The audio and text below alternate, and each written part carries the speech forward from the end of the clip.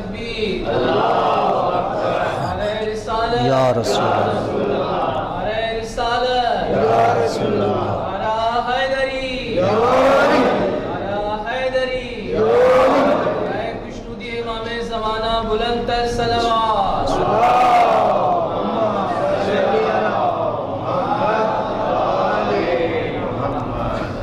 السلام علیکم ورحمۃ اللہ وبرکاتہ۔ اعوذ باللہ السمیع العلیم من الشیطان اللعین الرجیم۔ بسم اللہ الرحمن الرحیم۔ الحمد للہ رب العالمین والعاقبۃ للمتقین وجنۃ للموحدین والنار للمعاندین، ثم الصلاۃ والسلام التحیۃ والاکرام علی نبی الامی المکی المدنی القرشی الابتہی العربی السراج المضی والکوکب الدری صاحب الوقار والسکینہ المدفون بارض المدینہ الرسول المسدد والمصطفى الامجد والمحمود الاحمد حبیب الہ العالمین ابی القاسم محمد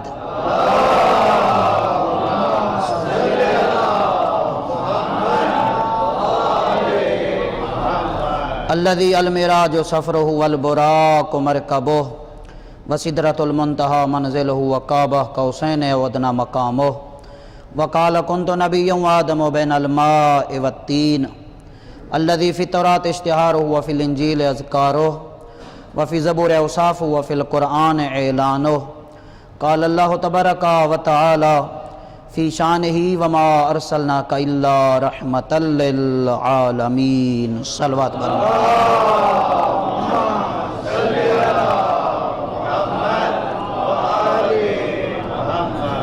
اما بعد فقد قال اللہ تبارک وتعالی فی کتاب المجید وفرقان الحمید۔ بسم اللہ الرحمن الرحیم۔ وما خلقت الجن والانس الا لیعبدون ما اريد منهم من رزق وما اريد ان يطعمون ان اللہ هو الرزاق ذو القوة المتین۔ صلوات پڑھیے محمد و آل محمد۔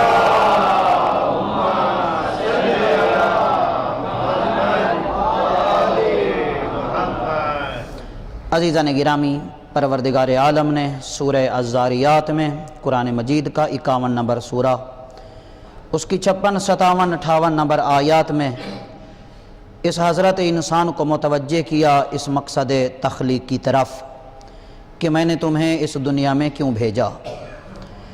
کامیاب وہ انسان اس دنیا سے جائے گا جو اس دنیا میں آنے کا مقصد پورا کر کے جائے، اور انسان اپنے مقصد تخلیق کی طرف متوجہ تب ہوگا جب اسے خدا سے حقیقی محبت ہو، ائمہ کی سیرت کا مطالعہ رکھتا ہو، ائمہ کے کردار سے آشنا ہو۔ یقیناً پھر وہ اپنی زندگی اس دنیا میں لہو و لعب میں نہیں گزارے گا، بلکہ اپنے مقصد کی طرف متوجہ ہوگا کہ میں اس دنیا میں آیا کیوں ہوں۔ اس لیے کہ جب مجھے جانا ہے یہاں سے تو پہلے ہمیں اپنے مقصد کی طرف متوجہ ہونا ہے، اور جو بندہ اپنے مقصد کی طرف متوجہ ہو تو پھر اس دنیا کی زیب و زینت، اس دنیا کے کھیلوں میں، لہو و لعب میں اپنی زندگی صرف نہیں کرے گا۔ کیوں؟ اس لیے کہ اللہ نے بتا دیا کہ میں عادل ہوں، جو تم چاہو، دنیا میں چاہو تو میں اجر دوں گا، آخرت میں چاہو تو اجر دوں گا، اب تمہاری مرضی ہے، دنیا چاہتے ہو یا آخرت چاہتے ہو۔ ہم نے کہا ہم ناقص العقل ہیں، ہمیں نہیں پتہ ہمارے لیے کیا بہتر ہے، تو واضح قدرت ہی اگر تم نہیں سمجھ پاتے تو پھر 14 کی سیرت کا مطالعہ کرو، وہ تمہیں بتائیں گے کہ تمہارے لیے کیا بہتر ہے، دنیا بہتر ہے یا تمہارے لیے آخرت بہتر ہے۔ اب یہی وجہ ہے کہ جب 14 کی سیرت کا مطالعہ کیا تو معلوم ہوا کہ وہ قرآن جو الفاظ کی شکل میں آیا وہ 14 کی سیرت میں ان کے پیکر میں نظر آیا۔ قرآن نے پکار کے کہا من کانا یرید الحیات الدنیا وزینتہا نوفی الیہم اعمالہم فیہا وہم فیہا لا یبخسون۔ سورہ ہود قرآن مجید کا 11واں سورہ، اس کی 16 نمبر آیت میں اللہ نے اختیار دیا، کہا کوئی زبردستی نہیں ہے، من کانا یرید الحیات الدنیا، جو صرف دنیا چاہتا ہے، وزینتہا، اور دنیا کی زیب و زینت چاہتا ہے، नुवफ़्फ़ि इलैहिम आमालहुम फ़ीहा, फरमाया उनके आमाल का बदला पूरा पूरा हम यही दे देंगे। वहम फ़ीहा ला युबख़सून, का इस एक बाल बराबर भी हम उनके अमाल में कमी नहीं करेंगे, पूरे उनके अमाल का बदला इस दुनिया में दे देंगे। लेकिन उलाइका अल्लज़ीना लैसा लहुम फ़िल आख़िरति इल्ला अन्नार, ये याद रखें ये वो लोग हैं जब वहाँ आएंगे तो वहाँ सिवाय आग के और कुछ नहीं इन्हें नज़र आएगा, वहाँ इनके लिए कुछ नहीं है। लिहाजा अब इख्तियार तुम्हारे ऊपर है कि क्या चाहते हो, वहाँ चाहते हो या यहाँ चाहते हो। तो जब आले मोहम्मद से पूछा आप बताएं, तो आले मोहम्मद ने कहा अगर हमसे पूछो तो हम तुम्हें यही कहेंगे छोड़ो दुनिया को, तुम आखिरत की तमन्ना रखो। सलवात पढ़िए मोहम्मद व आले मोहम्मद।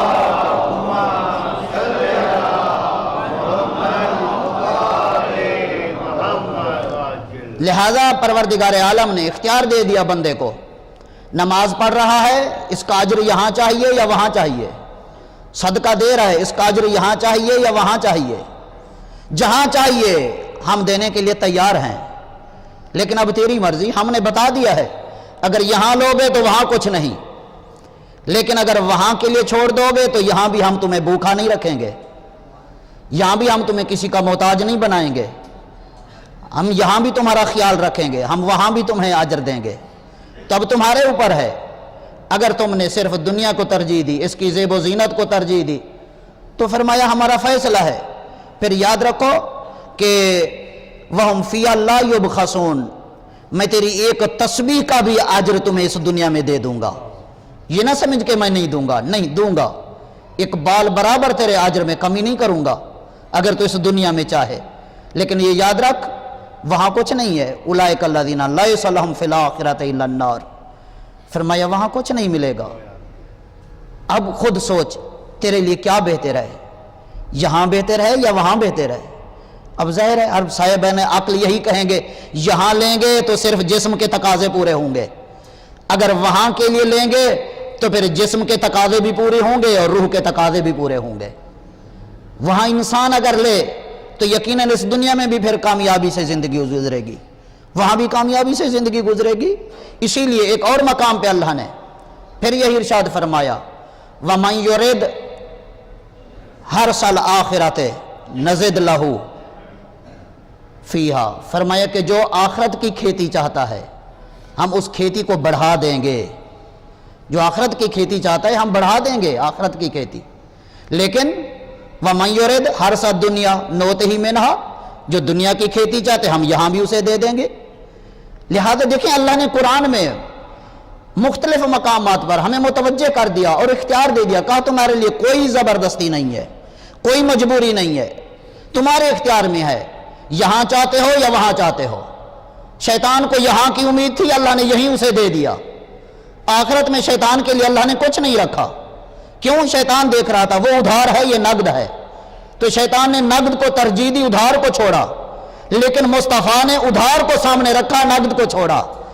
तो अब पता चलेगा कि हकीकत में कौन है जो मुस्तफ़ा की सुन्नत पे चलेंगे, कौन है जो शैतान के लालच में आके अपनी आखिरत को ठुकराएंगे। सलवात पढ़िए मोहम्मद व आले मोहम्मद।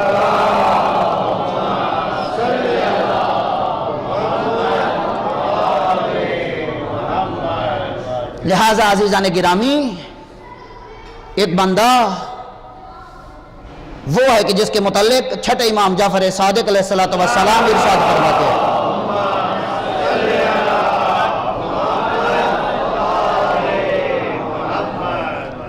इमाम फरमाते हैं एक बंदा है बहुत बड़ा इबादत गुजार, अल्लाह की बारगाह में गार में जाके अल्लाह की इबादत कर रहा था और वहाँ कुछ नहीं था। गार के दहाने पे अल्लाह ने क्या किया, एक अनार का दरख्त पैदा कर दिया।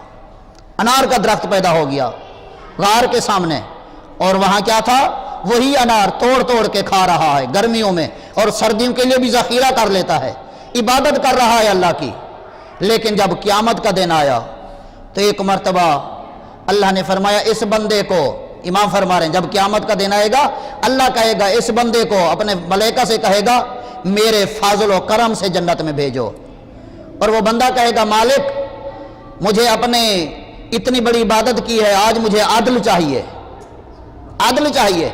आवाज़ कुदरत है कि अच्छा आदल चाहिए, कहा हाँ मालिक मुझे आदल चाहिए, इतनी बड़ी इबादत की है میں تیرے فضل سے جنت میں نہیں جانا چاہتا، عدل سے جانا چاہتا ہوں۔ اتنی بڑی عبادت کی، آواز قدرت آئے گی، میرے ملائکہ میزان نصب کرو، میزان نصب کرو، ایک پلے میں اس کی ساری زندگی کی عبادت رکھو اور دوسرے پلے میں خالی انار کا ایک دانہ رکھو، کہ اب جو رکھیں گے تو ایک مرتبہ وہی دانے والا پلڑا جھکتا نظر آئے گا، اس کی زندگی کا پلڑا عبادت والا اٹھتا نظر آئے گا۔ آواز قدرت ہے کہ دیکھ لیا، آواز پکار کے کہے گا، سر جھکا کہے گا، مالک آج پتا چلا عبادت کچھ نہیں، حقیقت میں تیرا فضل و کرم ہے۔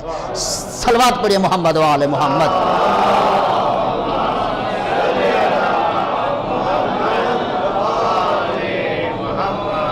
لہذا اللہ کے فضل سے انسان جنت میں جا سکتے، اپنی عبادت کے زور پہ نہیں جا سکتا۔ کیوں؟ اس لیے پتہ نہیں کما حق کو اس کی عبادت ہو بھی رہی ہے کہ نہیں ہو رہی۔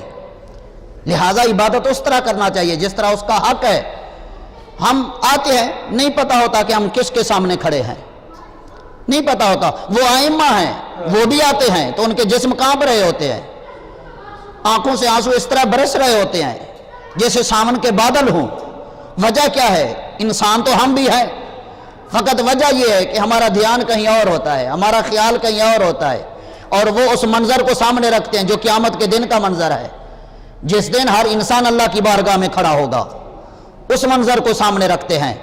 اور یہی وجہ ہے کہ مسجد نبوی ہے، ایک شخص آیا، نماز شروع کی 2 رکعت۔ یہ اوپر جا کے بچوں کو ذرا ہٹا دیں، صلوات پڑھیں محمد و آل محمد۔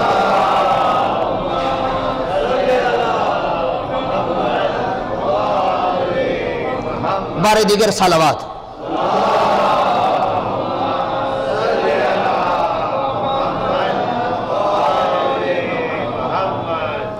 وہ آیا، نماز پڑھنے لگا، 2 رکعت نماز پڑھ رہا ہے، لیکن بڑی تیزی کے ساتھ سجدہ کر رہا ہے، رکوع کر رہا ہے بڑی تیزی کے ساتھ، یعنی جس طرح حق ہے سجدے کا وہ حق ادا نہیں کر رہا، جس طرح رکوع کا حق ہے وہ رکوع کا حق ادا نہیں کر رہا، نہ قرات پہ توجہ دے رہا ہے۔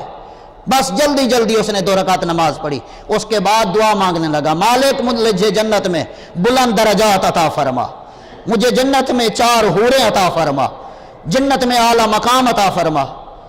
آپ کا اور ہمارا چوتھا امام اس کی نماز کو دیکھ رہا تھا، ایک مرتبہ قریب آئے، آ کے کہتے ہیں کہ قیمت اتنی کم اور مطالبہ اتنی بڑا ہے، اتنی کم قیمت اور اتنا بڑا مطالبہ، کم از کم قیمت تو اتنا ادا کرو جتنا بڑا مطالبہ کر رہے ہو، وہ حق تو ادا کرو جو نماز کا حق ہے، جو اللہ کی بارگاہ میں کیا ہوتا ہے، کیا کر رہے ہو نماز میں، اللہ کی بارگاہ میں، ہاں کریم کی بارگاہ میں سوالی بن کے آئے ہو، تو پھر وہی حلیہ اختیار کرو جس طرح ایک فقیر بادشاہ کے دروازے پہ آتا ہے۔ صلوات پڑھے محمد و آل محمد۔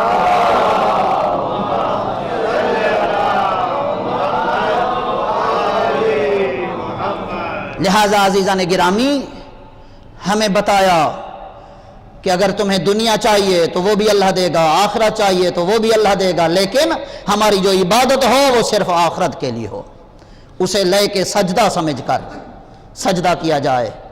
کیوں؟ اس لیے کہ اس کی نعمتیں اتنی ہیں کہ بندے کے بس میں نہیں ہے اس کی نعمتوں کا شکر ادا کرے۔ جو سانس جا رہا ہے یہ نعمت ہے، جو سانس آ رہا ہے وہ نعمت ہے۔ اسی لیے تو داؤد نبی سے جب اللہ نے کہا کہ اے داؤد میری نعمتوں کا شکر ادا کرو جیسے حق ہے شکر ادا کرنے کا، داؤد کہنے لگے کہ پروردگارا تیری نعمتوں کا شکر ادا کرنے کے لیے تیری توفیق کی ضرورت ہے، تیری توفیق کی ضرورت ہے، اور تو توفیق دے گا تو میں شکر ادا کروں گا، اور اس شکر کے لیے جو تو توفیق دے گا پھر اس توفیق پہ مجھے اور شکر ادا کرنا ہوگا، اس کے لیے پھر ایک اور شکر ادا کرنا ہوگا۔ تیری زندگی جو دی ہوئی ہے پروردگارہ، زندگی تو ختم ہو سکتی ہے لیکن تیری نعمتوں کا شکر کا حق ادا نہیں ہو سکتا۔ آواز قدرت آئی، بس داؤد یہی میرا حق ہے، نعمتوں کے شکر کا جو تو نے ادا کر دیا ہے، یہی نعمتوں کے شکر کا حق ہے جو تو نے یہی اپنے آپ کو کمزور سمجھ لیا۔ عزیزان گرامی، بس ہمیں اس طرح اللہ کی بارگاہ میں اس کا شکر ادا کرنا ہے، ایک ایک قدم پہ شکر ادا کریں، اس لیے کہ ہم سے کوئی زیادہ برے نہیں، ہم سے اچھے ہیں جنہیں اللہ اپنے پاس بلا رہا ہے۔ اگر ہمیں اس نے باقی رکھا ہوا ہے تو اس کا شکر ادا کریں۔ آج دنیا میں کتنے انسان مظلوم ہیں، کہاں کہاں آپ کس کس خطے میں دیکھیں گے آپ کو مظلوم نظر نہیں آئیں گے، دنیا کے جس خطے میں دیکھیں آپ کو مظلوم نظر آئیں گے۔ شکر ادا کریں کہ اللہ نے آپ کو وہ آزادی دی ہوئی ہے، وہ مقام عطا کیا ہوا ہے۔ آج آپ کو کوئی سجدے سے روکنے والا نہیں ہے، آج آپ کو رکوع میں جھکنے سے کوئی روکنے والا نہیں ہے، آج آپ کو اللہ کی بارگاہ میں گڑ گڑا کے دعائیں مانگنے سے کوئی روکنے والا نہیں ہے۔ یہ شکر کریں آل محمد کی قربانیوں کا کہ آل محمد نے وہ قربانیاں دی تو آج ہم اللہ کی بارگاہ میں کھل کے اللہ کی عبادت کر رہے ہیں، اور کما حق ہو عبادت کرنے کا اجر تمہیں مل رہا ہے۔ آل محمد نے قربانیاں دی ہیں، تمہیں یہ موقع فراہم کیا ہے کہ تم اپنے لیے جنت میں بلند مقامات حاصل کر سکتے ہو، اپنے ناراض رب کو منا سکتے ہو۔ عزیزان گرامی، ایک شخص نے اپنی بیوی کو بھیجا، کہا جاؤ مخدومہ کنین سے پوچھ کے آؤ کیا میں آپ کا شیعہ ہوں کہ نہیں۔ وہ خاتون آتی ہے مخدومہ کنین کے پاس، جب اپنے شوہر کا سوال سامنے رکھا مخدومہ کنین کے، تو شہزادی نے جواب دیا کہ ہمارا شیعہ وہ ہے جو ہمارے حکم کا پابند ہے، جہاں سے ہم نے روکے وہاں سے رکے، وہ ہمارا شیعہ ہے۔ جب یہ واپس پلٹی اپنے شوہر کو جا کے بتایا تو وہ رونے لگا، کہا ہم تو اس طرح نہیں ہے کہ ہماری ساری زندگی ان کے حکم پہ گزرے اور جہاں سے انہوں نے روکا ہو وہیں سے ہم رکے ہوں، تو پھر ہم شیعہ تو نہیں ہیں۔ جب شیعہ نہیں تو ہماری زندگی تو گئی، ہم تو پھر جہنم میں گئے۔ ایک مرتبہ پلٹ کے آئی وہ خاتون، آ کے پھر دوبارہ یہ شوہر کی داستان مخدومہ کنین کو سنائی۔ مخدومہ کنین نے ارشاد فرمایا کہ جنت میں بہترین افراد ہمارے شیعہ ہوں گے، لیکن اپنے اس شوہر کو بتا دو جس طرح تو نے خیال کیے اس طرح بھی نہیں ہے کہ تو جہنم میں چلا جائے۔ نہیں، ہاں اگر دل سے زبان سے ہمارے حکم کو تسلیم کرتے ہو، جہاں سے روکا ہے وہاں سے تسلیم کرتے ہو اس چیز کو، اور پھر اس کے بعد اگر کوئی غلطیاں تم سے ہو گئی ہیں، کوئی گناہ تم سے ہو گئے ہیں، تو دنیا میں تمہیں مصیبتیں برداشت کرنا ہوں گی، قیامت کے دن تمہیں مصیبتیں برداشت کرنا ہوں گی، اور وہ جہنم کے ایک طبقے میں ممکن ہے تمہیں ڈالا جائے جو تکلیفیں برداشت کر کے اس کے بعد پھر ہم آل محمد کے ساتھ جنت میں آ جاؤ گے۔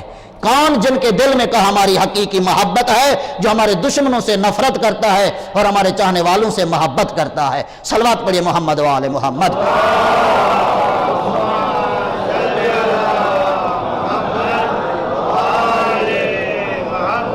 لہذا عزیزان گرامی، جب ہم نے اپنے آپ کو ان کے سپرد کر دیا ہے تو پھر ہمیں واقعاً ہمیں قلب کے ساتھ اپنے آپ کو ان کے سپرد کرنا ہوگا۔ جب ہم کہتے ہیں کہ امام زمانہ سے کہ ہم آپ کے انتظار میں جی رہے ہیں، ہم آپ کے انتظار میں زندگی گزار رہے ہیں، تو پھر ہمیں دن رات امام کی خوشنودی کی فکر ہو کہ ہمارے امام کس طرح ہم سے خوشحال ہوں گے، کس طرح ہم سے راضی ہوں گے۔ عزیزان گرامی، امام کا ایک ایک قول قابل غور ہے، ایک ایک بات امام کی فکر کے قابل ہے، اسے معمولی نہ سمجھے۔ امام کی زبان سے نکلا ہوا لفظ کوئی عام نہیں ہوتا، بہت بڑے مقام کا حامل ہوتا ہے، اور وہ آپ سب کے علم میں ہے کہ جب وہ سہل بن حسن خراسانی چھٹے امام کی خدمت میں آیا تھا، آ کے کیا کہا تھا کہ مولا خراسان میں اتنے آپ کے چاہنے والے ہیں، پھر بھی آپ چپ کر کے بیٹھے ہوئے ہیں، اٹھے نا مولا، اپنے حق کے لیے آواز بلند کریں، اتنے سارے آپ کے چاہنے والے ہیں آپ کا ساتھ دینے کے لیے، آپ کے لیے سر کٹانے والے۔ کس نے کہا؟ سہل بن حسن خراسانی نے جا کے مدینے میں امام سے کہا۔ امام نے فرمایا اچھا ٹھیک ہے، یہ تنور جل رہا ہے، ذرا اس میں چلے جاؤ۔ کہتے مولا یہ کیا بات ہوئی، ہم تو آپ کے لیے قربانیاں دینے کے لیے تیار ہیں، آپ کے دشمن سے لڑنے کے لیے تیار ہیں، آپ کہتے ہیں تنور میں جاؤ۔ امام نے فرمایا اچھا ٹھیک ہے بیٹھ جاؤ۔ چند لمحے ہی گزرے تھے، ہارون مکی آتا ہے، چھٹے امام کو سلام کرتا ہے، امام نے سلام کا جواب دیا، اور اس کے بعد امام فرماتے ہیں ہارون جوتا یہیں اتار دو، تنور میں جا کے بیٹھ جاؤ۔ اب ایک مرتبہ جوتا اتارا، جا کے جلتے ہوئے تنور کے اندر جب بیٹھا تو اسی سہل بن حسن سے امام نے فرمایا جاؤ اوپر سے ڈھکنا بند کر دو۔ تنور کا ڈھکنا بند ہو گیا، اب امام اسی پہلے والے موالی کے ساتھ بیٹھ کے خراسان کا حال پوچھ رہے ہیں۔ سہل بن حسن خراسانی سے خراسان کا کیا حال ہے، احوال و احوال پوچھتے رہے۔ اس کے بعد امام نے فرمایا جاؤ اس کا پتہ تو کرو اس کی حالت کیا ہے۔ اب جو تنور کا ڈھکنا اتارو تو ایک باغیچہ ہے جس میں وہ قرآن کی تلاوت کر رہا ہے۔ تو اب امام نے فرمایا سال بتاؤ خراسان میں اتنے میرے چاہنے والے کتنے ہیں جو اس طرح کا دل رکھتے ہوں ہمارے لیے؟ کہتے اللہ کی قسم مولا ایک بھی ایسا نہیں ہے۔ امام نے فرمایا جب ایسے ہوں گے تو ہم خود بخود اپنا حق لینے کے لیے آگے آ جائیں گے، تو معلوم ہو آج امام وقت کو بھی ایسے چاہیے جیسے چھٹے امام کی تمنا ہے۔ صلوات پڑھے محمد و آل محمد۔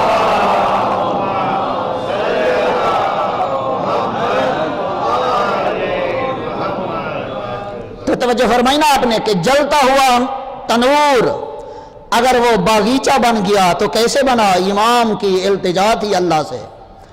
امام وہ ہیں کہ جن کی دعا کو اللہ رد نہیں کرتا۔ صرف ہمیں امام کی کلام پر پورا یقین ہونا چاہیے۔ جب ہم نے امام مانا ہے تو پھر خواہشات کو ایک طرف، امام کے حکم کو سامنے رکھنا ہے، اور جب امام کے حکم کو سامنے رکھیں گے تو پھر ہم یقیناً دنیا میں بھی کامیاب اور آخرت میں بھی کامیاب ہوں گے۔ آج حزب اللہ کیوں کامیاب ہیں؟ صرف اس وجہ سے انہوں نے امام کے ہر حکم کو دل سے تسلیم کیا ہے۔ آج ایران کی مملکت کیوں کامیاب ہے؟ اس لیے کہ انہوں نے ائمہ کی سیرت کو کردار میں ڈھالا ہے، اس وجہ سے وہ کامیاب ہے۔ انہوں نے دل سے تسلیم کیا۔ امام وقت کا اگر انتظار کرنا ہے تو اس طرح کریں جس طرح انتظار کرنے کا حق ہوتا ہے۔ عزیزان گرامی، اگر ہم ایسا کریں گے تو پھر شیطان کی جرأت ہی نہیں ہے آل محمد کے چاہنے والے کو بہکا سکے۔ بسم اللہ الرحمن الرحیم۔ والعصر ان الانسان لفی خسر الا الذین آمنوا وعملوا الصالحات وتواصوا بالحق وتواصوا بالصبر۔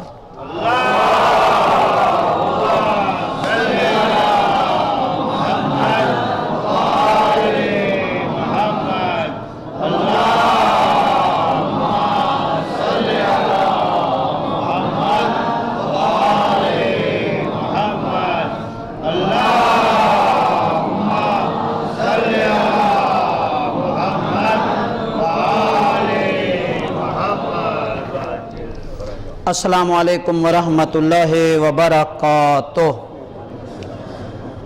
اعوذ باللہ السمیع العلیم من الشیطان اللعین الرجیم۔ بسم اللہ الرحمن الرحیم۔ الحمد للہ رب العالمین والعاقبۃ للمتقین وجنۃ للموحدین والنار للمعاندین۔ ثم الصلاة والسلام على محمد المصطفى وعلي المرتضى والفاطمة الزهراء والحسن المجتبى والحسین شہید بکربلا وعلی بن الحسین ومحمد بن علی وجعفر بن محمد وموسیٰ بن جعفر وعلی بن موسیٰ ومحمد بن علی وعلی بن محمد والحسن بن علی علیہ الصلاة والسلام۔ اللہم صلی علی مولانا صاحب العصر والزمان محیا سار البدع والطغیان۔ اما بعد فقد قال اللہ تبارک و تعالی فی کتاب المجید وفرقان الحمید۔ بسم اللہ الرحمن الرحیم۔ ان اللہ وملائکتہ یصلون علی النبی یا ایہا الذین آمنوا صلوا علیہ وسلموا تسلیما۔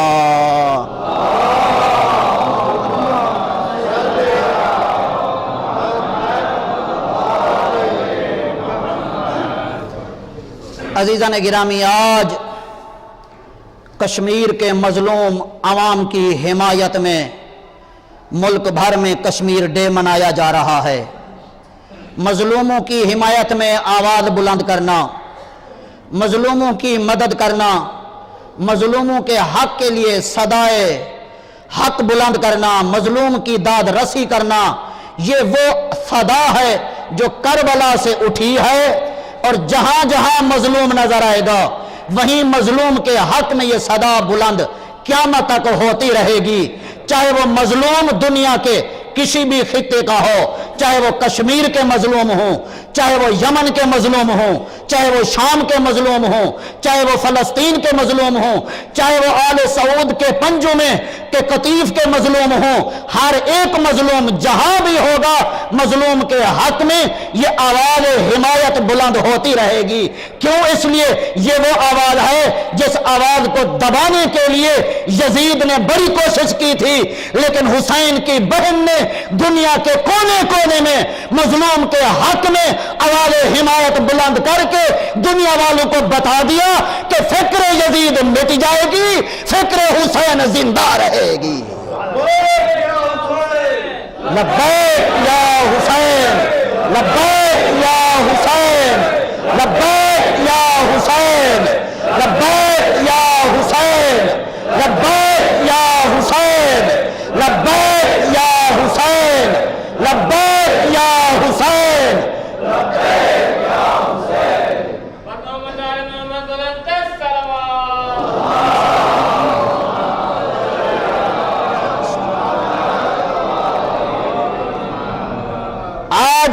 جہاں بھی ظالم اپنے ظلم کا مظاہرہ کرتے ہوئے مظلوم کی آواز کو دبائے، مظلوموں کو قتل کرے، سمجھ لینا یہاں یزید کی وراثت باقی ہے، سمجھ لینا وہی فکر یزید باقی ہے۔ اور دنیا کے کسی بھی خطے میں کہیں بھی اگر یزید کی وراثت باقی ہے تو وہاں مظلوم کی حمایت میں آواز بلند کرنے والوں کے سینوں میں حسینیت آج بھی باقی ہے، آج بھی وہ موجود ہیں جن کے سینوں میں حسینیت باقی ہے۔ عزیزان گرامی، بس یہی وجہ ہے کہ جہاں بھی مظلوم نظر آئے، جہاں بھی کسی پر ظلم ہوا، کسی نے وہ ان کے حق میں آواز بلند نہیں کی۔ اگر آواز بلند کی ہے انہوں نے کی ہے جنہوں نے حسین کی سیرت کو سمجھا ہے، جنہوں نے کربلا کے منشور کو سمجھا ہے، انہوں نے آواز بلند کی ہے۔ اور آج کتنے ہیں مظلوم، لیکن ان کے ظلم کی فریاد کے لیے کوئی آگے نہیں بڑھ رہا۔ اگر کوئی آگے بڑھتا ہوا نظر آئے تو سمجھ لینا یہ وہ ہے جو مقصد حسین پہ زندگی گزار رہا ہے۔ شام میں ثانیہ زہرا کے روزے کا دفاع کرنے والے کون تھے؟ وہی تو تھے جن کی زبانوں پہ لبیک یا حسین کی صدا تھی، اور کوئی نظر نہیں آئے، وہی تھے۔ اور انہوں نے ایک مرتبہ جام شہادت نوش کر کے بتا دیا کہ دنیا والوں یاد رکھو آج بھی ابلیسیت باقی ہے۔ کیوں یہ ابلیسیت کا کام ہے؟ ابلیس نے آدم سے دشمنی کی تھی اور کیا کہا تھا؟ میں اس کی ذریت کو بہکاؤں گا۔ تو معلوم ہوا ابلیسیت یہی ہے، اگر نبی سے انتقام نہ لے سکو تو اس کی ذریت سے انتقام لے لو۔ آج وہی ابلیسیت ہے، اور جہاں جہاں ابلیسیت ہے وہی یزیدیت ہے، اور جہاں یزیدیت ہے وہاں یزید یہ نہ سمجھے کہ بس یزیدیت یہ سمجھے کہ میں باقی رہوں گی، نہیں، ایک دن یزیدیت کو ختم ہونا ہے۔ اور پوری دنیا میں جب 12ویں آقا آئیں گے ایک ہی آواز بلند ہوگی، لبیک یا حسین، لبیک یا حسین، لبیک یا حسین، لبیک یا حسین، لبیک یا حسین، لبیک یا حسین، لبیک یا حسین۔ آج بھی کہیں ظلم ہوتا ہے تو مظلوموں کو پتہ ہے کہ ہم اکیلے نہیں ہیں۔ جہاں بھی ظلم ہوتا ہے مظلوموں کی حمایت میں آواز بلند کرنے والے آج بھی موجود ہیں، چاہے وہ نائجیریا کے مظلوم ہوں، چاہے وہ یمن کے مظلوم ہوں۔ جہاں بھی ظلم ہو رہا ہے اور دنیا ظلم چھپا رہی ہے، میڈیا آپ کو نہیں بتا رہا کہ شام میں کتنے یزیدی واصل جہنم ہو رہے ہیں، عراق میں کتنے یزیدی واصل جہنم ہو رہے ہیں، میڈیا تمہیں نہیں بتا رہا، لیکن ہاں اللہ کے جو حزب اللہ ہیں وہ حزب اللہ کل بھی کامیاب تھے، وہ حزب اللہ آج بھی کامیاب ہے۔ کیوں؟ وجہ صرف یہی ہے، انہیں امام زمانہ کی سرپرستی حاصل ہے، امام زمانہ کی تائید حاصل ہے، جس کی وجہ سے نہ کل پیچھے ہٹے تھے، نہ اب پیچھے ہٹے ہیں، نہ قیامت تک پیچھے ہٹیں گے۔ کیوں؟ اللہ کا قرآن میں وعدہ ہے، اِنَّ حِزْبَ اللَّهِ هُمُ الْغَالِبُونَ، فرمایا جو اللہ کا لشکر ہے، جو حزب اللہ ہے، چاہے وہ تھوڑے ہی کیوں نہ ہوں وہی کامیاب ہوں گے۔ اور اس کی مثال اللہ نے جنگ بدر کو رکھ دیا ہے، کہ دیکھا جو محمد کا دل سے کلمہ پڑھنے والے تھے وہ کامیاب ہو گئے تھے، جو دشمن اسلام تھے وہ ناکام ہوئے تھے۔ یہ دنیا کے لیے لمحہ فکریہ ہے، جتنا دشمن اسلام اپنا اتحاد قائم کر لے، دشمن اسلام کل بھی ناکام تھا، آج بھی ناکام ہے، وہ قیامت تک ناکام رہے گا۔ امام زمانہ کے چاہنے والے نہ کل مٹے تھے، نہ آج مٹے ہیں، نہ قیامت تک مٹیں گے۔ آل محمد کی مزارات کا کل بھی دفاع کرتے تھے، آج بھی دفاع کر رہے ہیں، اور قیامت تک آل محمد کے مزارات کا دفاع ہوتا رہے گا۔ بسم اللہ الرحمن الرحیم۔